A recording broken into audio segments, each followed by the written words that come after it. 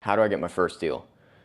If you don't have 6 months of reserves, so your living expenses, 6 months of that saved up, and you don't have 20% down or 10% down as a down payment for a property, I wouldn't necessarily recommend buying any real estate right now. There's ways to do it, and we'll get into that. I don't know if we're going to get into it in this video. There are ways to do it with no money down, but I've seen so many people get in trouble that I wouldn't necessarily recommend it. I would say learn in the meantime and figure out how to make a little bit more money. Thankfully, I was selling real estate, and that's how I built my $50,000 down payment up, is I was doing pretty well in real estate, helping other people buy and sell real estate. And I was able to save up that $50,000 within like 6 months.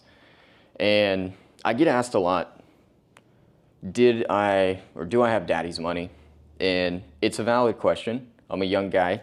And it doesn't offend me one bit, but just to give you guys like quick backstory, I got into real estate at 18, and at the time I had some other family members that had sold real estate in the past or were selling real estate, but I didn't necessarily have like a great relationship with them at the time. And so for me, it was a stepping stone.